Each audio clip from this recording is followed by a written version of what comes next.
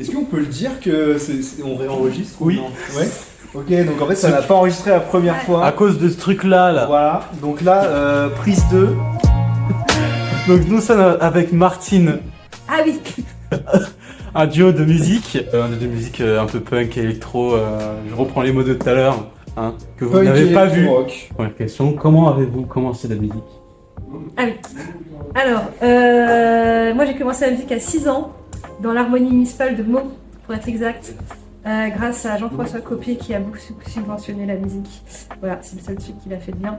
Voilà, et donc clarinette, après adolescence, j'ai rencontré Train 13 Nord, j'ai kiffé l'Indus, donc je me suis mis à la guitare, à la Mao, et je suis allée à Paris à 18 ans.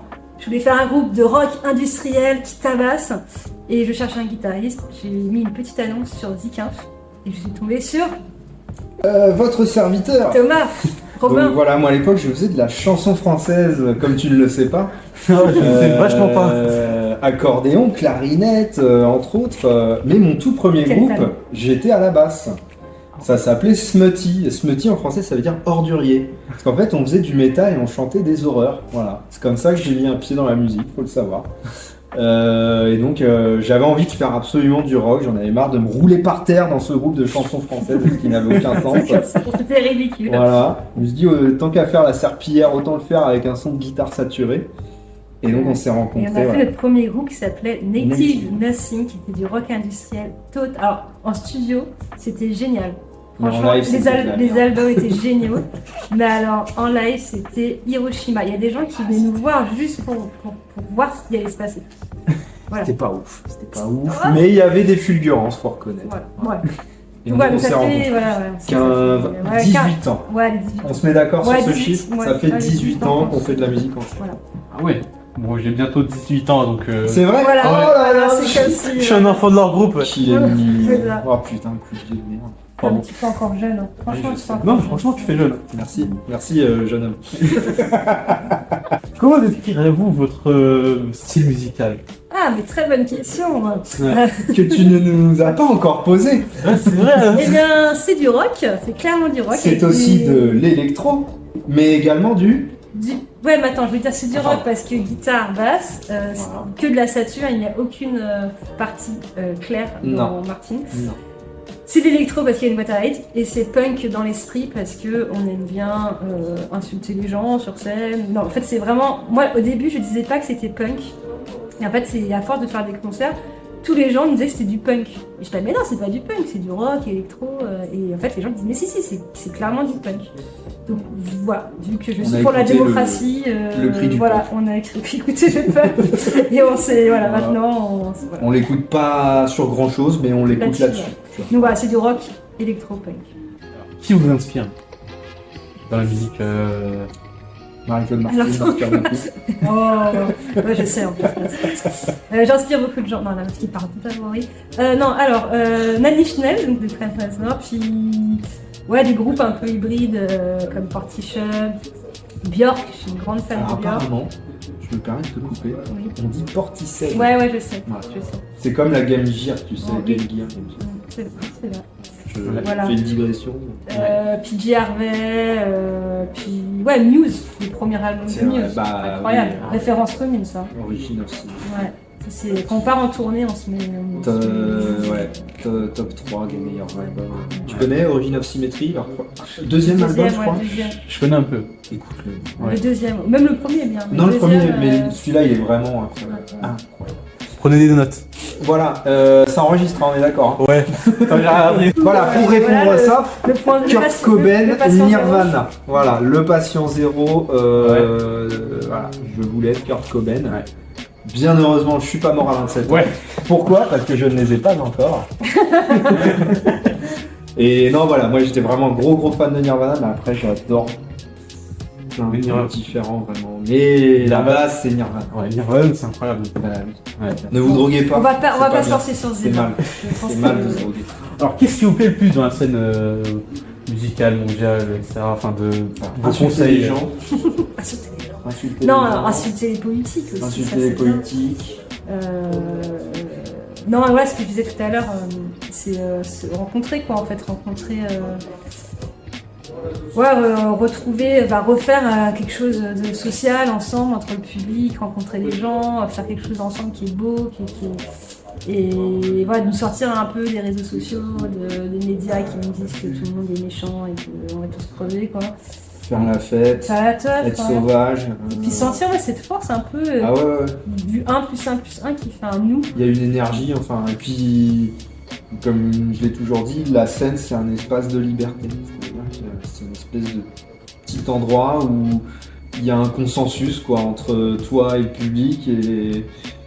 Bon, même s'il veut pas, le public, on s'en branle en fait. Tu vois, justement, c'est ça, quoi. C'est la liberté. Tu vois, c'est ça qui est beau, quoi. Voilà, c'est ce que j'aime. Alors, concernant le nom Martine, comment vous l'avez eu ce nom? Question que je n'ai jamais posée avant. Alors, Martine, ce n'est pas mon idée. Alors, en fait, ce qu'il faut savoir, c'est que je m'appelle Marie-Claude et que mon nom de famille, c'est Martine. Martine, c'est mon nom de famille. Et donc, il y a des gens qui m'appelaient Martine. Et en fait, mes frères, souvent quand ils étaient jeunes, tout le monde les appelait Martine parce que. Enfin bref, pour se foutre un peu de leur gueule. Et bref. Et donc, on avait un batteur avant qui disait oh, mais tu t'appelles Martine, c'est trop bien comme nom de groupe. Et moi j'étais là, mais no way, en fait, ça va être trop nul. Les gens, Martine fait du rock, Martine à la plage. Il n'y avait que toi qui trouvais ça nul. Bah oui, en fait, je voyais trop qu'on allait se foutre de ma gueule en mode. Voilà. Et après, j'ai réfléchi et je me suis dit, mais en fait, je pourrais imaginer la révolte de Martine à l'âge adulte, imaginer qu'est-ce qu'elle est devenue, cette petite fille. Elle a peut-être grandi et en fait, c'est l'émancipation de Martine qui est devenue un peu, une grosse gaucho.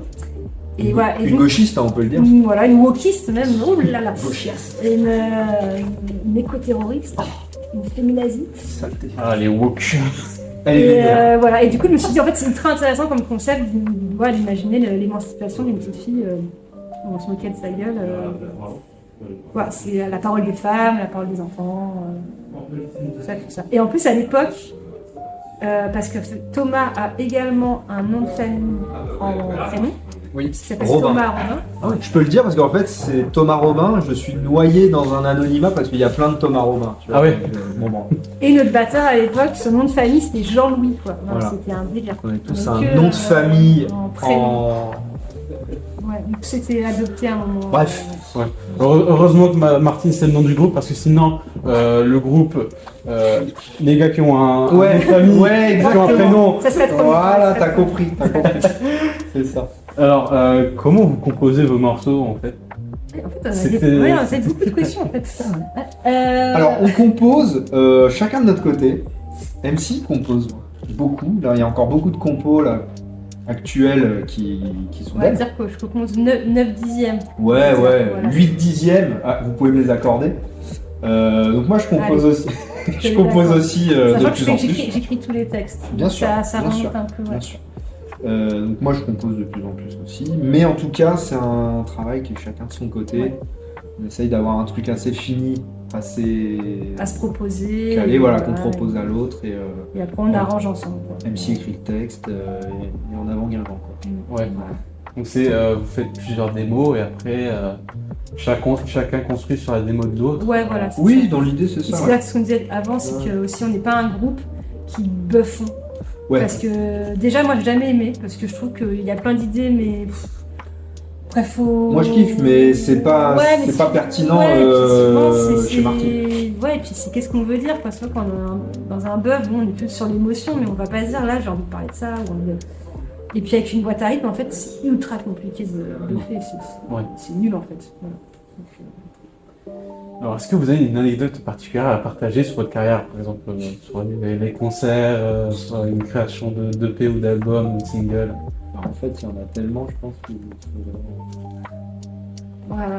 Sur Martine, du coup. Hein, que Martine. Que vous pouvez sur les autres groupes. Mais... Je pensais à la fête de la musique à Fontainebleau. Ah oui. Bah, en fait, il y a un des groupes qu'on a fait ensemble. Le premier qu'on avait ensemble, le premier. Rock'n'Blues. On galérait un peu, on était jeunes, puis on galérait de ouf. Et Thomas arrive à nous décocter la fête de la musique à Fontainebleau, parce que moi je suis de Seine-et-Marne. Et c'est genre une scène où il peut y avoir mais beaucoup de monde, quoi. Milliers de personnes. Voilà. Et là, on se dit, waouh, c'est... Je l'avais fait à l'époque avec un autre groupe et c'est une tuerie, quoi, tu vois, vraiment.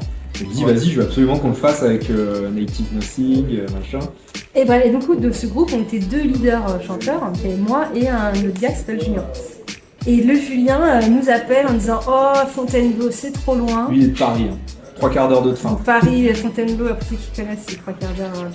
C'est trop loin, et en fait, il vient pas. Il nous plante. Donc le chanteur lead.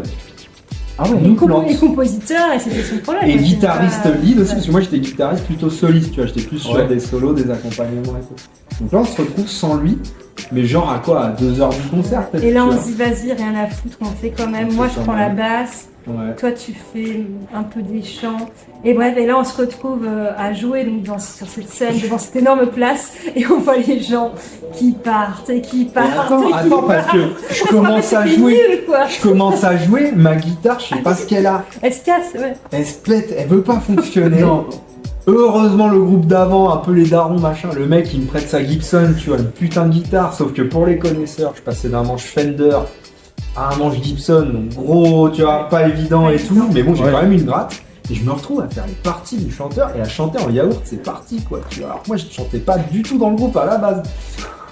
Je vois mon père à l'époque qui venait beaucoup me voir en concert, je le vois et tout. À la fin de concert, il me dit non, mais c'était gentiment quoi. Et vraiment, on voyait les gens se barrer petit à petit, surtout que bon, le groupe avait du potentiel quand même, c'était pas parfait, mais il avait quand même du potentiel. Et franchement, je pense que c'est un des pires concerts qu'on a fait, on l'a vécu ensemble. Voilà.